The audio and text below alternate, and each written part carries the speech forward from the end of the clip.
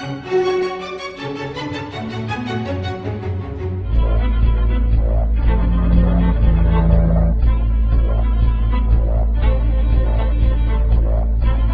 had the French say no. We had the Dutch say no. And then we had the Irish say no. You just don't get it, do you? No means no.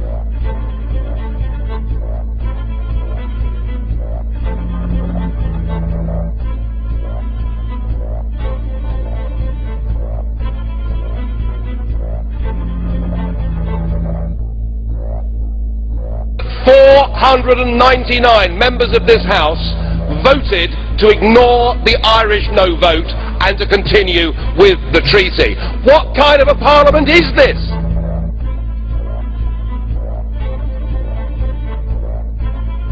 The voters of Europe can see the real face of this project. You are bullying, you are threatening, you are anti-democratic, you're a complete shower.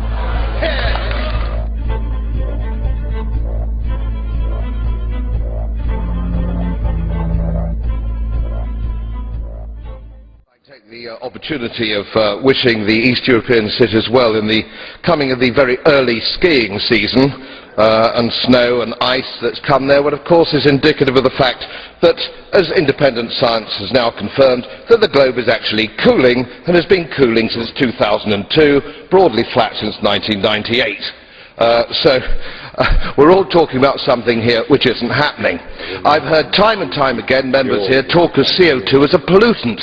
A pollutant is a life-giving natural gas. It gives me the impression that some of our members haven't had the benefit of a formal education. Isn't this really just about the state being able to get its hand in ordinary people's trouser pocket to steal yet more tax from them? Isn't this all about political control? Isn't all this about politics and big business? The whole thing's a sham.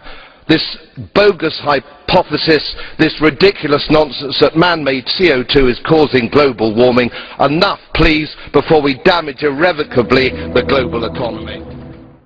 In my English constituency this week, it was discovered that scientists from the University of East Anglia were allegedly manipulating data to try and prove man-made global warming. What a giveaway that was. It is clear now that the scientific consensus on man-made global warming is fast eroding. 30,000 skeptical scientists in the Manhattan Declaration, 600 scientists in a US Senate report, even German scientists this year writing to the Chancellor Angela Merkel. Socialist colleague over there talking about Greenland and, you know, the ice melting in Greenland. Well, you know, the question I'd like to ask on this subject is, why is Greenland called Greenland? Is it perhaps because Greenland was once green when the world was hotter? Well, it seems that the British people are onto this, because a recent opinion poll in the Times newspaper clearly shows that the British people no longer believe in so-called man-made global warming. The British people are very astute, and they're clear that politicians have hijacked the environmentalist agenda. It's been cynically used to raise taxes, to exert control, and now it's being used by the European Union to justify your own existence. You spoke about a huge awakening taking place. You spoke about the fact that if we just point out what illegitimate tyrants these people are, that they will fall.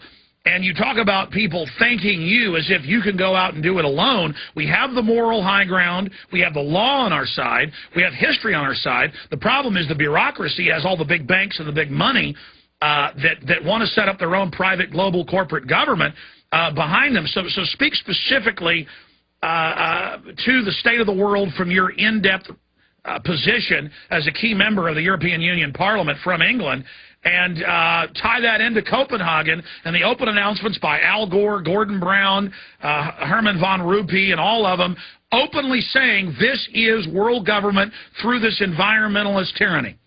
Yeah, I mean, what they do, of course, and it's a well-established technique, they try and use any crisis.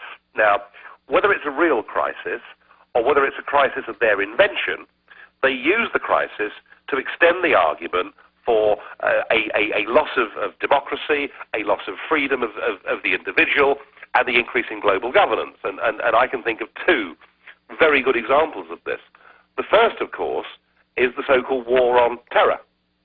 That, you know, we face a threat from Al-Qaeda or whoever else it may be, and because of this, we have to give the state more power over our lives, and a lot of the judicial safeguards that we've enjoyed in Britain are now being thrown out of the window in the name of, you know, the war on terror. And they're being used against non-terrorists. And they're being used, well, of course, I mean, this is what happens, isn't it? You know, this is what happens, is that once governments, once police forces, once they have these extra powers, they, of course, then use them in any way that they see fit. And I'm afraid that the result of this now 9-year nearly war on terror is that our loss of individual freedoms right across the Western world is simply enormous. It's as if the terrorists have won because our own politicians have used this as an excuse to get more power.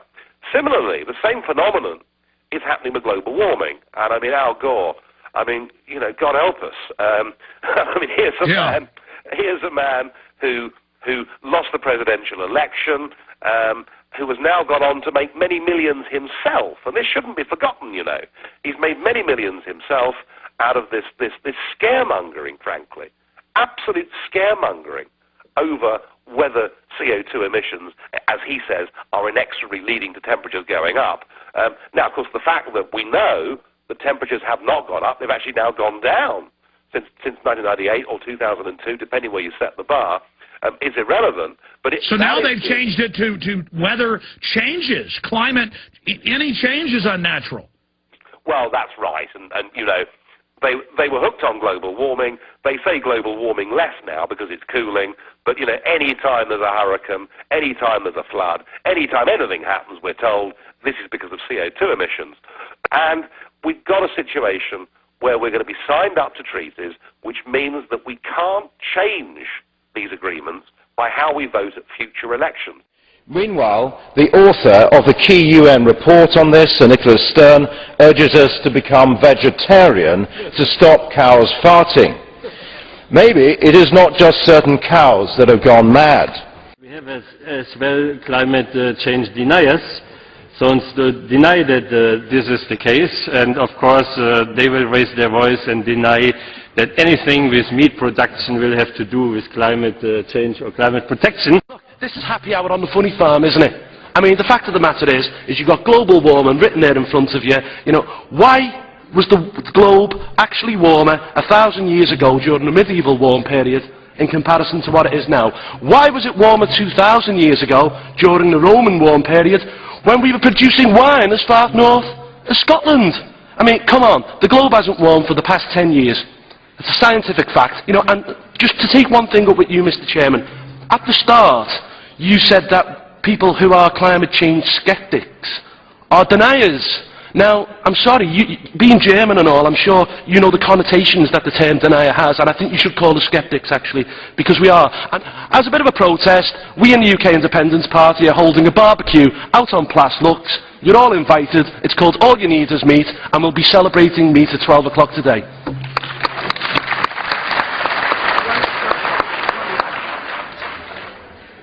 Enjoy your food, and I hope it has no consequences for you. Yeah. I'm deeply concerned with the WTO talks starting this week. I worry about a drift towards green tariffs justified on the basis of such spurious claims. These new tariffs are just barriers to trade. They punish the poor and have no justification whatsoever. This is just enviro-imperialism. Thank you. I mean, just give an example of how mad this is. We've just seen Britain's oldest steelworks up at a place called Middlesbrough in the northeast of England. That steelworks announced last week that it's closing down.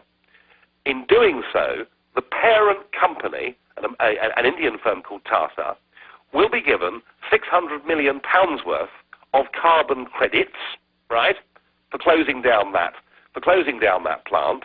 And then what will happen is all of that production will shift across to India, who of course have no intention of listening to any of this stuff. I mean, in the name of fighting against carbon emissions, we're actually literally exporting jobs from our country to countries like India, which clearly makes no sense at all. The other big response in Europe to this is we are building tens of thousands of these ludicrous windmills, yeah, right across Europe, and we're told this is wonderful, this will be a wonderful source of renewable energy. Now, I'm not against the concept of renewable energy, but I'll tell you this. In Germany, they built 19,000 wind turbines, but not a single coal, oil, or gas-fired power station has closed down, because in the depths of winter, when a big anticyclone sits over northern Europe, not a single one of those 19,000 wind turbines moves round and produces any electricity. Even if cutting carbon emissions was vital to the environment, the way we're going about it is mad, bad, and wrong.